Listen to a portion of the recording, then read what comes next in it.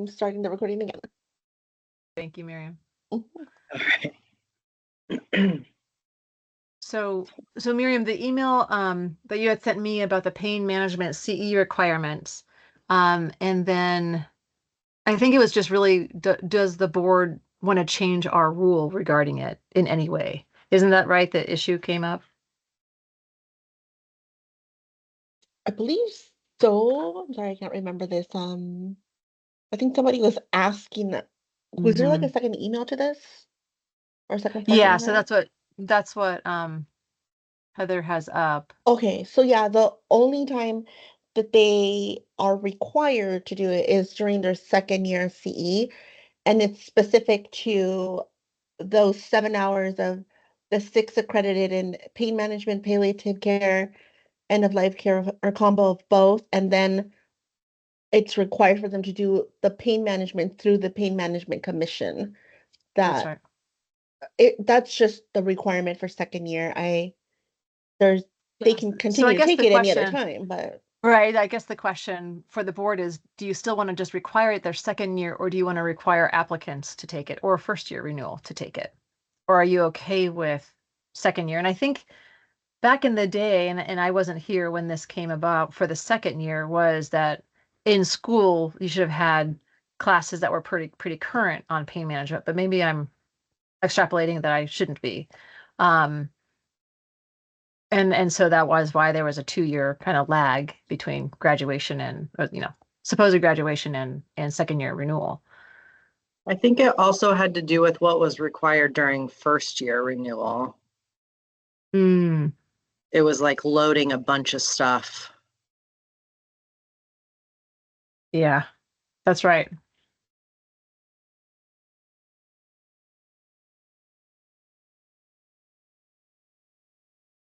so do you mean that that's why it was moved to second year renewal, That, Michelle? Because it was that's too much for first year? that's what I feel like my memory Okay, tells me. that makes sense. Because otherwise you're dictating 15 out of their 20 hours. Yeah.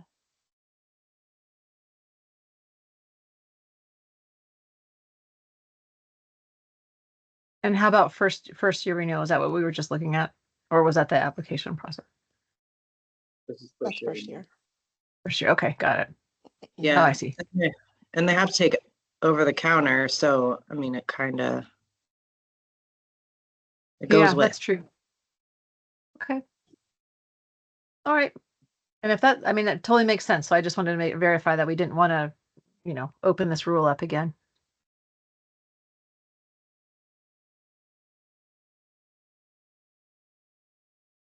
So we're all good with no board action on this?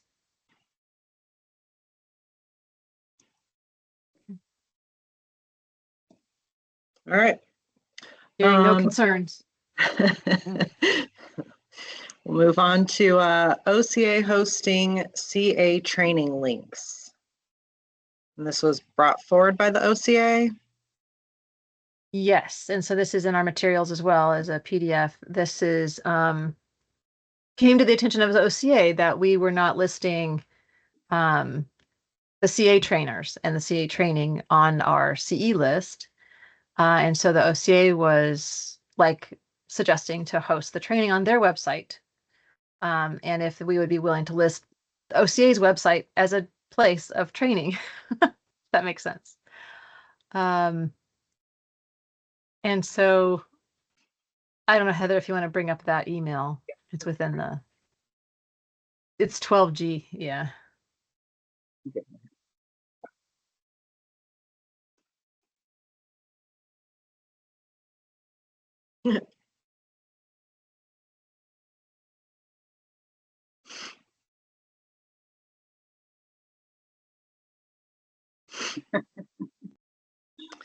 Oh boy.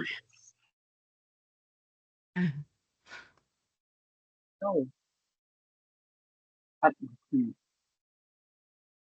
don't know how to get rid of this up here. Can you get rid of it? Looks So like you're she playing just a wants- video game trying to Uh-huh. outrun each other. Ah, Okay, That's, cool. yeah, it's hilarious. So I'm looking on the website as far as our continuing education requirements. Um, and let's see. So they're talking about the initial training, right? For CAs, yeah. Yeah. Hold on.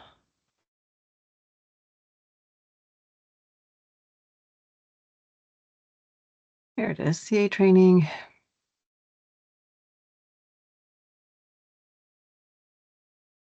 So all we have up on the board now is the training syllabus, which is we are currently in-house going to be revising based on the CA study guide that still needs to be completed.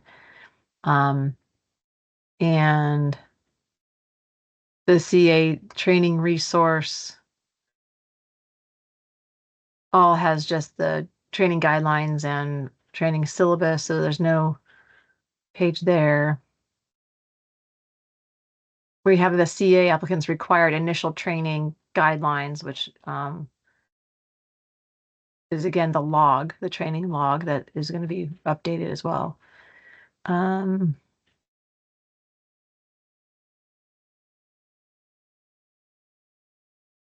was just making sure that we didn't have anything up there. So all that stuff was taken down, the CE list or the training list.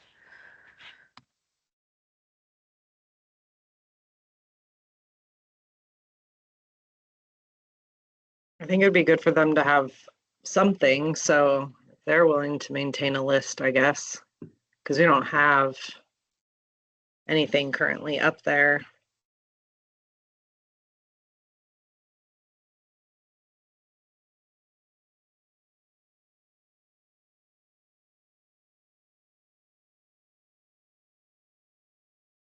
So do we want to be including OCA as a resource for CA training?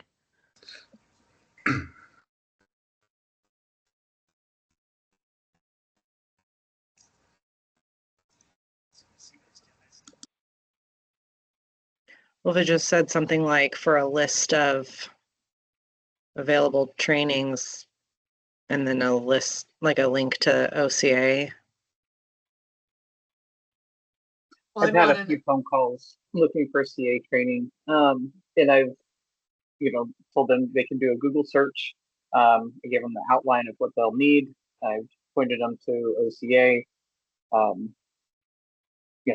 just because some people don't have a supervising DC to do the training, and so they don't know where to go.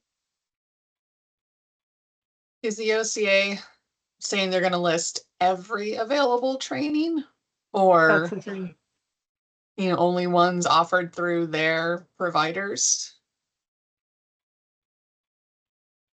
I don't know that. And so remember when we were going through the CE resources, that document, what we have for CE resources, and I understand this is different than the CA initial training, but analogous, Mhm. is that we have listed OH, the entities listed below provide continuing education resources on their websites. And we list our rule, we list OHA, we list OCA, we list University of Western States, and we list PACE. So we could do something similar to this document for the CA initial training and have OCA as part of that list. Yeah, that's true. And then also list PACE because they have CA training. Yeah.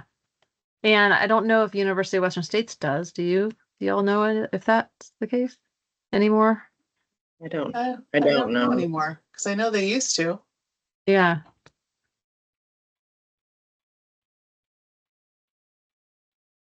I think that would be a really clean solution, is just to incorporate a similar document.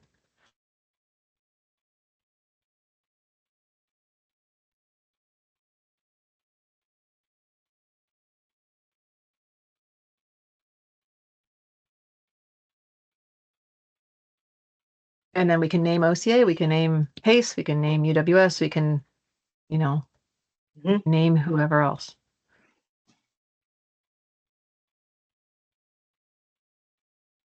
good on this? I think so. Are we all good? Yeah. Perfect. Okay. Then we will get that done. So I'll respond to OCA and essentially saying, thank you so much. We're actually going to create, OCA will be part of the resources that we provide. And that'll be it for them.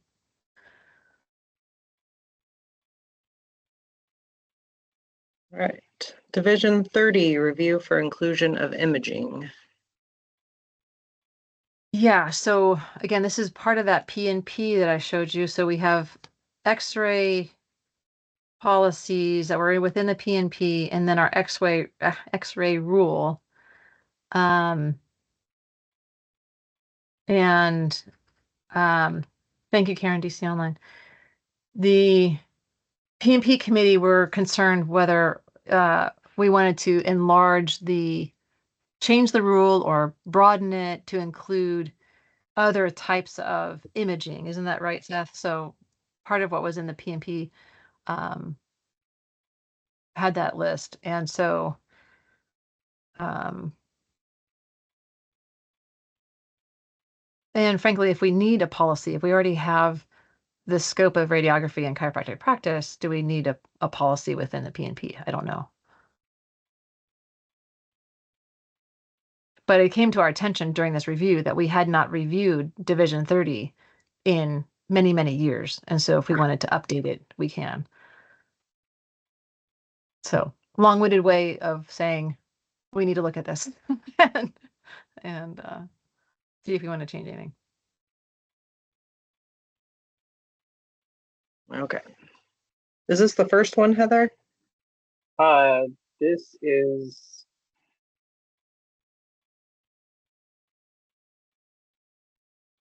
is the X-rays. Nope.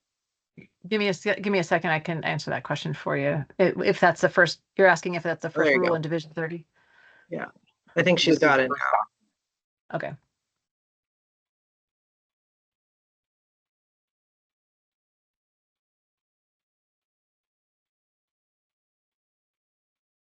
Okay. Do we need to change this?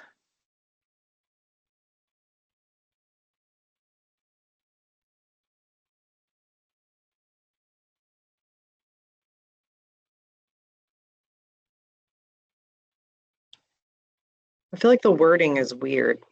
It's super weird. Is it a Um, permit or is it a license? Yeah, Yeah, that's what I mean. I don't know. Let me look. Well, it's a license. That's what I think is so weird about it. Like the person is licensed, but you need a permit for the equipment. So I think the wording is weird. I think we should bring it to rulemaking and change it.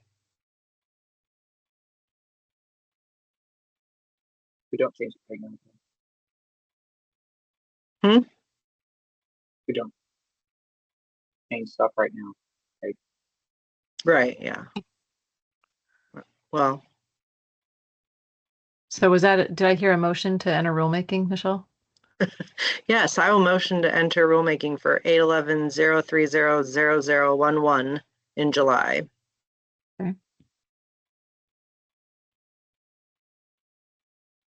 Second. Thank you. We have a motion and a second. Any further discussion? All right, Seth, Aye. Karen, Aye. Corey, Aye. Lori. I think she's gone for the afternoon. Yeah. Micah, Aye. and I for myself, motion carries. Great. Okay. So then let's pull up the next one. We have 3 rules within Division 30. But we're on 20. Yes, The- but Division 30, number 20. Oh, I see. I see. Yeah.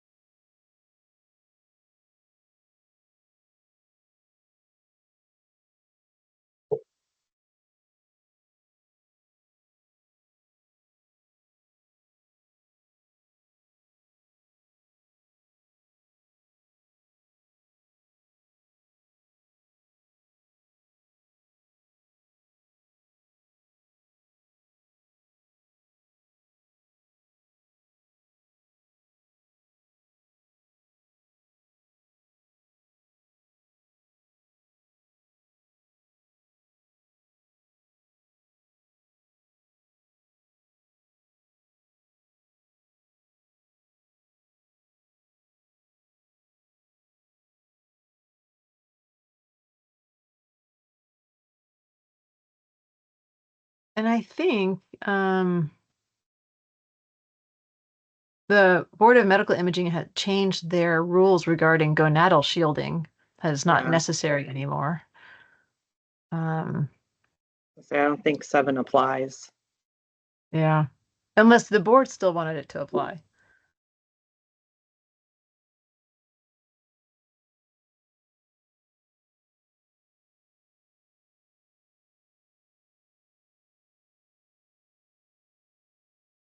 But also the language around the radiographs and the board reviewing radiographs. I mean, it's just we no longer we don't have a light box anymore to look at full on x-rays. It's a completely different world than when this rule was written. So seems like it's worth entering rulemaking just to get this updated.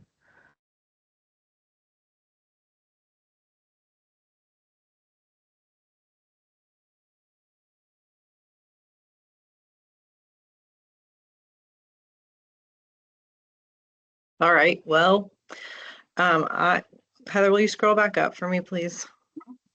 I will make a motion to enter rulemaking for 8/11/030/0020 in July. Second. We have a motion and a second. Any further discussion? All right, Seth, Aye. Karen, Aye. Corey, Aye. Micah, Aye. and an aye for myself. Motion carries. All right. Thank you for that. We have one more for Division 30.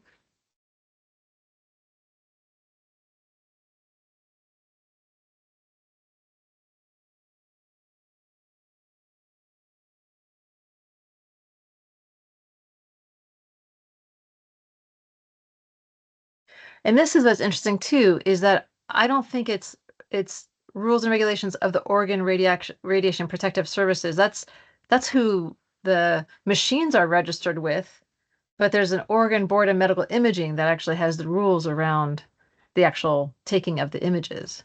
So I don't know. I mean, I guess it makes sense that they have equipment listed for ORPS, but Yeah. it's kind of it's a weird rule. Well, and with that too, it says to follow their rules and regulations about shielding. So then the other rule would be in conflict. Yeah. So when we come back into rulemaking in July, I'll bring the Board of Medical Imaging's rules and radiation protective services so that it's a little bit clear of what each entity does and what their rules look like, just so that we can have a better sense.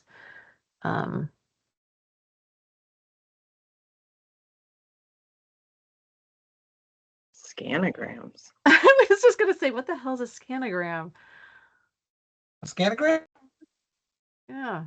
So you do the whole leg, the pelvis all the way down to the foot, and you compare the Oh, femur okay. to the tibia. Got it. A lot of radiation. Got it.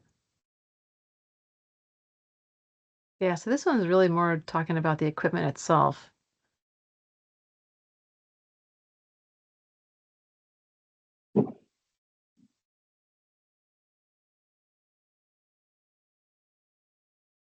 Jeez.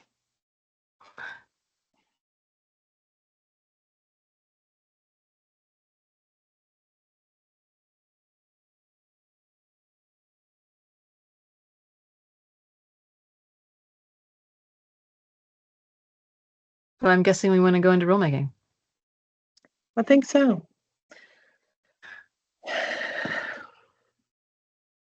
And then will you scroll up so I can see the number? I make a motion to enter rulemaking for 8/11/030/0030 in July. Look at that. Yeah, have of a course you motion. do. A motion and a second. Any further discussion? All right, Seth, Aye. Karen, Aye. Corey, Aye. Micah, Aye. and I for myself, motion carries.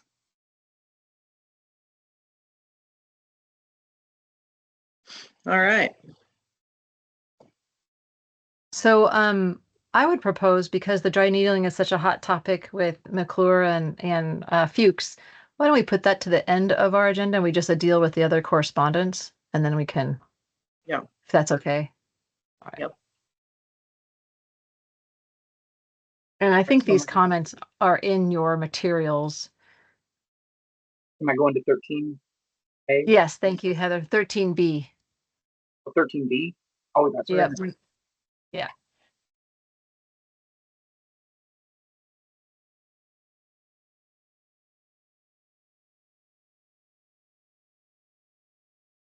And if y'all have gotten this in your materials, we don't necessarily, because we're not editing it, we don't necessarily have to have a share screen. So did y'all see this? I want to jump off and jump back in because all I see for Heather's screen is just a little gray circle with the little icon-y thing. So I'll be right back. I don't have Okay. anything up yet. But I haven't been able to see anything you've been sharing. All that Division 30 stuff, I was looking at it myself on my screen. I'll be back. Okay. Oh, you got it, Heather. Thank you.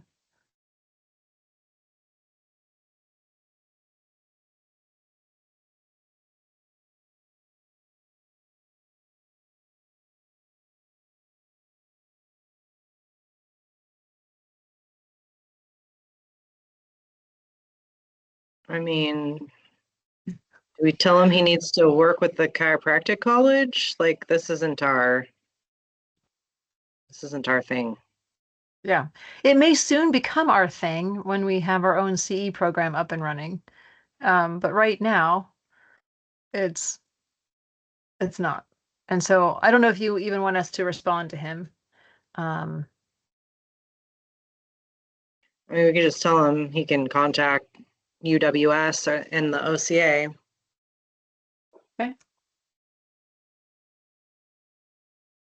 We'll do that.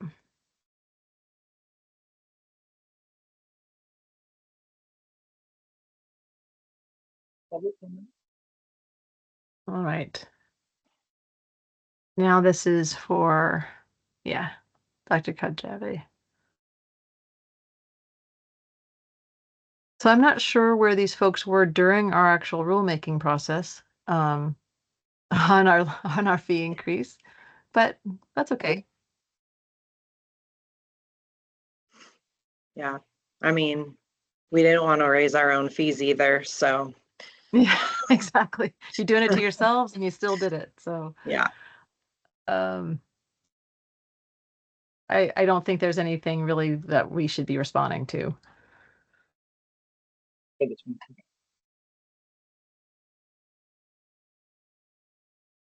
This person again.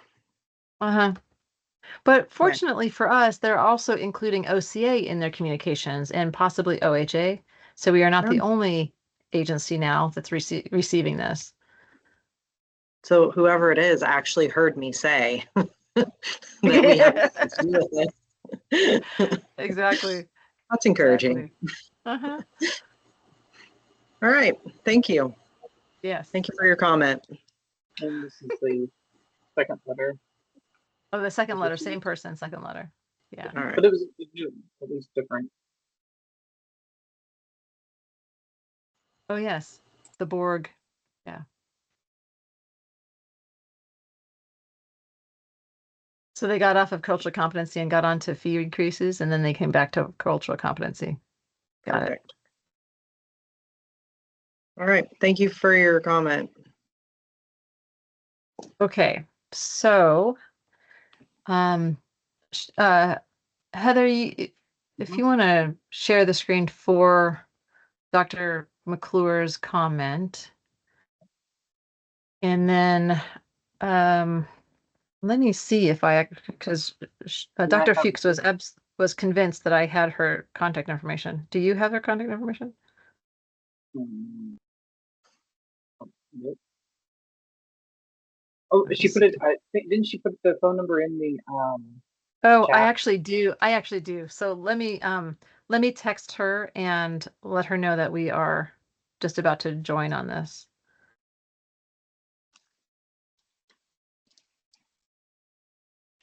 Dr. Fishkin public comment also. On Oh, dry that's needling. right. Yeah. I'm just gonna comment on that.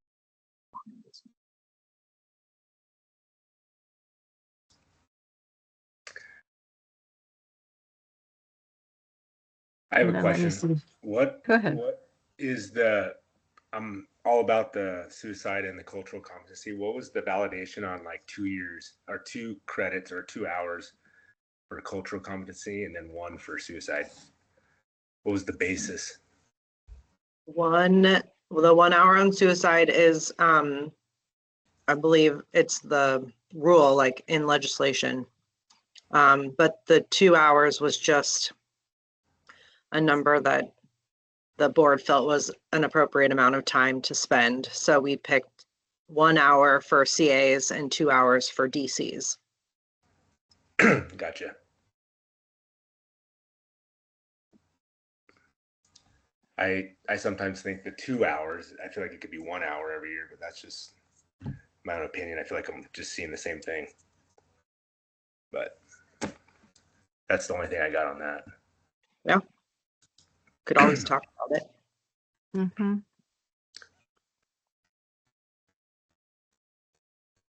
Okay, so I have reached out to both Dr. McClure and to Dr. Fuchs to see if they're available. In the meantime, or actually, Heather, do you have, so this is Dr. McClure's letter, essentially wanting to bring back the discussion of dry needling within scope. Can you provide or show Dr. Fishkin's email that just came through? The letter here. Yeah. And sorry, can someone staff put in the chat the phone number to call? So Sharon's asking about the phone number. It should be in the earlier in the chat. Oh, okay. Let me It's scroll on the up. I'll find Yep. it. I Thanks. sent it out yesterday.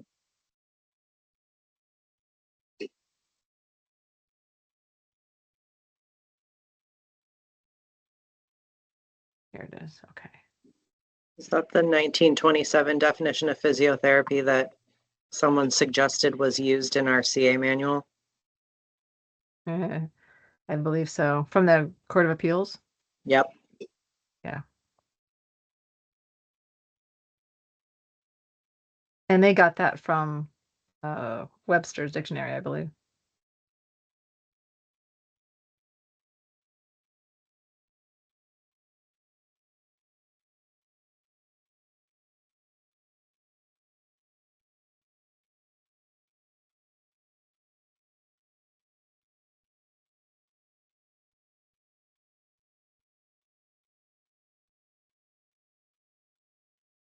Sharon's about to call in.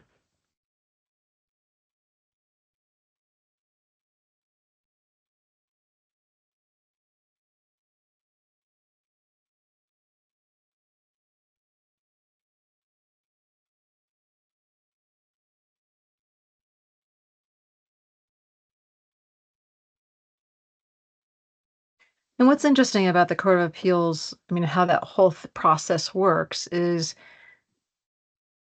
it's up to the DOJ appellate attorneys that represented the agency at the time to put forward what the Court of Appeals reviewed. And so depending on what DOJ put forward, I wasn't part of the, the board at the time. I wasn't involved in this case. I don't know what they submitted in their memos to the court, and their writings, their pleadings to the court to explain what they should be looking at. And so when the court doesn't have clarity, or when there's no concise definition within the practice, whether it's medicine or chiropractic or wherever, the statutory interpretation requirements per law require the Court of Appeals to go back to a dictionary and to go back to that level of minuteness in a dictionary definition. So that's where they got it from, is that there was no concise definition that was put forward by anybody, is my understanding.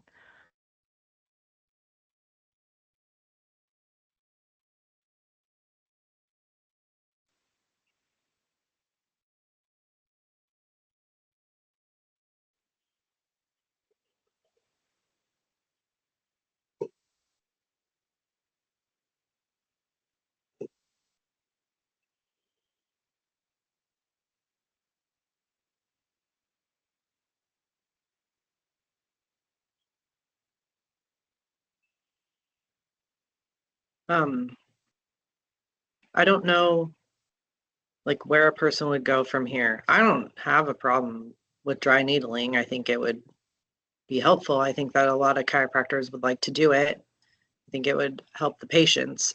I don't know what happens like from here if the Oregon Appellate Court had ruled against it in the past.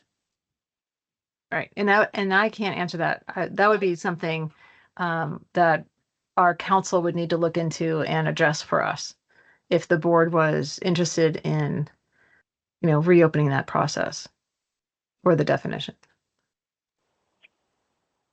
I'd be And it's interested. and it's I appropriate feel if for we can do us. minor surgery, if we can do minor surgery with the right training and stuff, I feel like this should be something that's available too.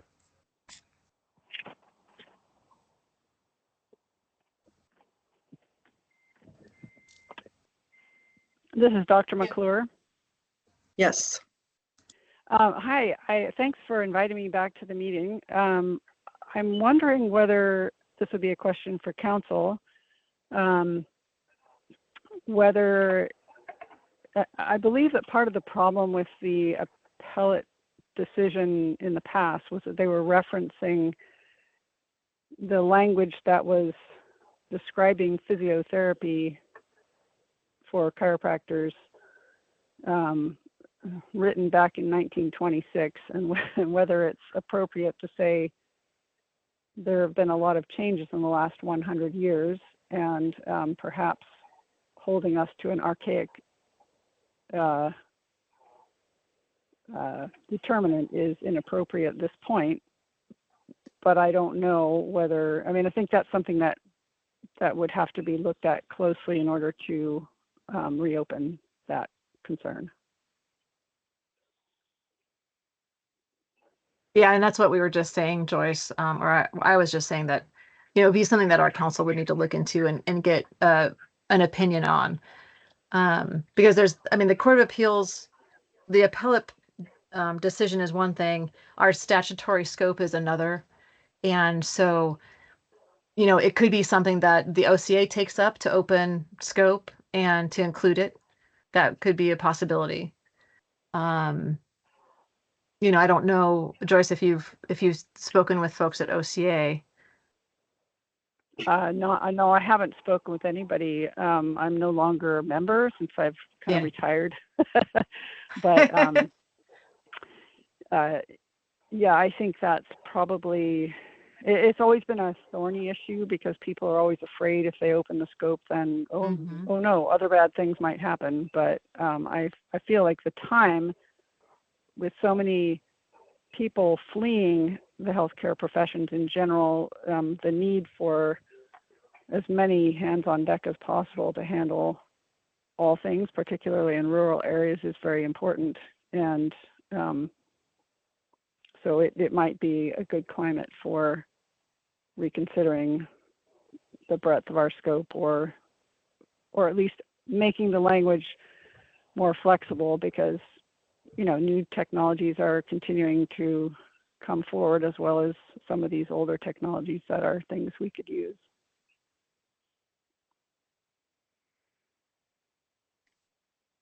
This is Sharon Fuchs. May I speak at some point? Yeah, go ahead. Hi, I'm sorry I joined late, so I didn't hear what your conversation was. Looking back in my efforts as to what I was doing beginning in 2009, putting it under physiotherapy was a mistake. I would not do that again, especially knowing what I know, that they were looking at a definition from the 20s as to what was included in physiotherapy, and the appellate court said that based upon that definition, needles were not part of that. But and they said whether it's under something else, they didn't know, and they left it open. So it was great the way that was phrased. And we do have the ability to use needles with electrotherapy, and that is just an electrode to do electrotherapy. It is stated in statute physiotherapy, hydrotherapy, electrotherapy, and that was added in. My thinking is that this is an advanced soft tissue technique, and leave it at that. I mean, we're doing all sorts of things. The electroshock wave therapy is an advanced, soft tissue technique. Laser is an advanced soft tissue technique. We have learned all of that. We're capable of doing it, and that's where I would place it, and leave it to the schools to decide how and when to teach it. And of interest, they are doing dry needling in the clinic. I gave them all my dry needling needles yesterday when I went there.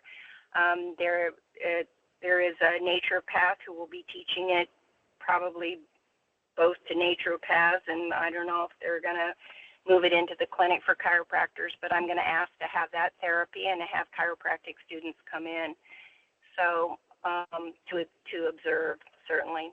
So that's how I would approach it now, given the benefit of hindsight, is I would just keep it as an advanced soft tissue technique. That's all I have to say. That's good to know.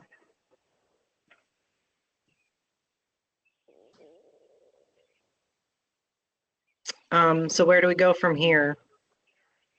So really, we just need to know if the board is wanting council to look at the issue, whether it would be either through the court system or through legislative change, and kind of where our stance is. I have not spoken with OCA about this. I haven't reached out to Vern. If they'd be willing to look at a statute, to open up the scope. I have no idea. But that's where the two prongs would be.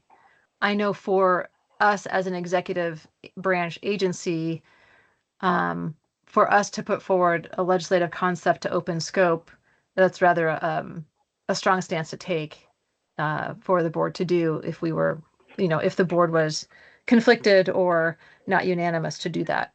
So, and right now we're in mid-session right now, so it wouldn't even take place until the 27, 29 at the earliest.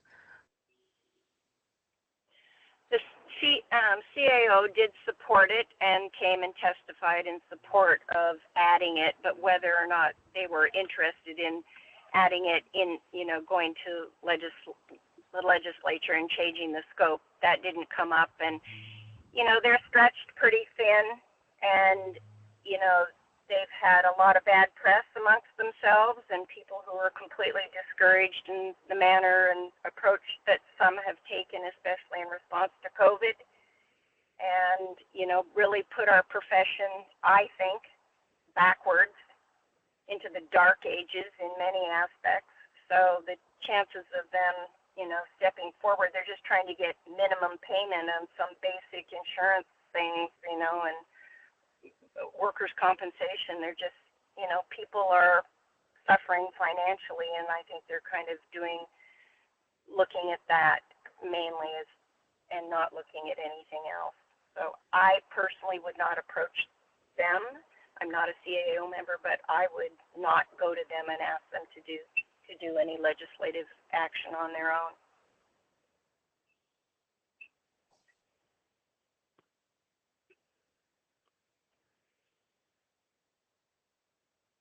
It's probably a discussion with the school at this point too.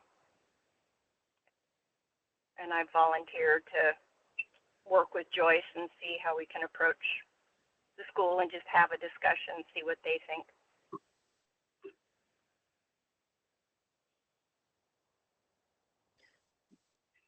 What does the legislation say about dry needling? Because I mean, if you can't get that changed, it's all a moot point.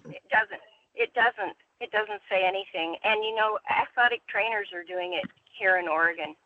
And when I contacted their board, you're not the only board I look at. I look at a number of other boards also, things that concern me. And when I contacted the overseeing agency for athletic trainers, they said we have nothing that prohibits it. And we don't have anything that prohibits it either in statute that prohibits it. So they're doing it. They're doing it under the radar or over the radar, or, they're out there practicing it and bringing in trainers to train them. and they have a So- lot less training than us.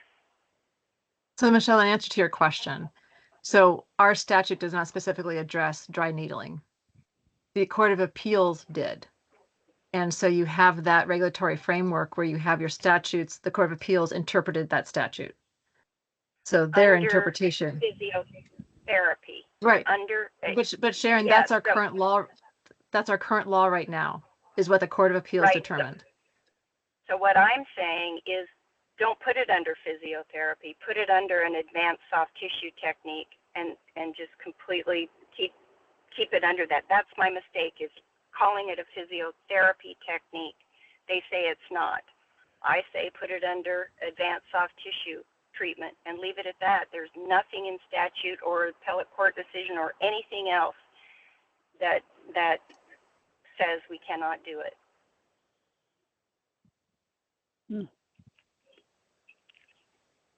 Interesting approach for sure. Shall we come back and talk about it another time, perhaps? Maybe Joyce and I will do a little legwork and see what we can think up. Yeah, we should get advice from counsel, and I share the same concern as Cass. If the appellate court has ruled that this is how our statute reads, then we have to most likely make changes to that.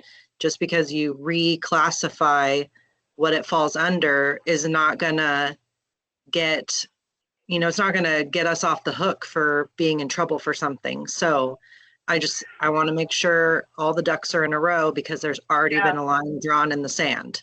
So. Yeah, look at that language. I haven't read it for a while, but it did leave the door open. It said whether it's under something else, we don't know. I'm paraphrasing, but under physiotherapy, it is not. Whether it's under something else, we don't know, and left it at that. Again, that's paraphrasing it, but that's how I read it. So maybe counsel has a similar view.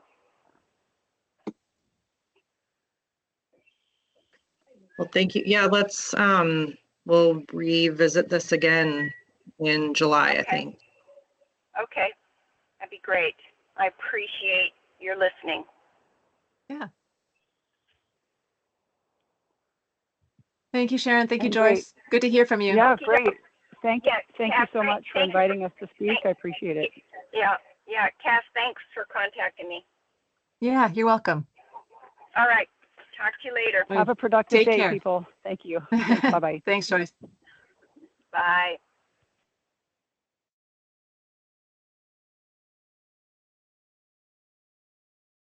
So we can go into exec because there's a whole lot of legal conversation. I can get a hold of Kristen and have her attend if she, because this will be the first time that she's actually going to be looking at that issue too. So if you want me to do that, or we can just wait until July and I can let Kristen know what the board wants to do. My concern, as you heard, in addition, it would be cost us to get a DOJ opinion on it. So there's that. But I mean, we could go into exec right now to have further conversations about the legal aspects of what was being proposed.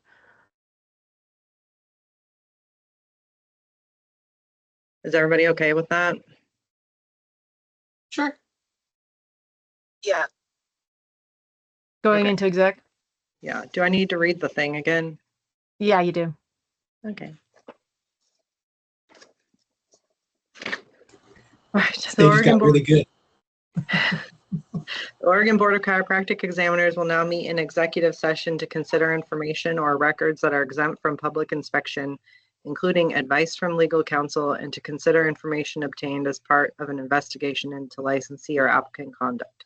This executive session is held in pursuant to ORS 192.6601, ORS 192.6602F and L, ORS 678.126, ORS 676.165, and ORS 676.1751. Members of the news media may remain during executive session, but are directed not to report on, record, or otherwise disclose any of the deliberations or information discussed during the executive session. If you are a member of the public, attendees attending through Microsoft Teams will now be removed from the virtual room, and audience members attending in person are asked to leave the room for the duration of executive session. At the end of executive session, the board will return to public session for the purpose of taking formal action on matters discussed in executive session. While the board is in public session, the public video stream will be available. If there are any questions about whether the board remains in executive session, you may contact info@obce.oregon.gov. 1 second, I'm going to stop the recording. Okay. Thanks, Miriam. So we'll see you in exec. I've reached out to Kristen to see if she can attend. Okay, thanks.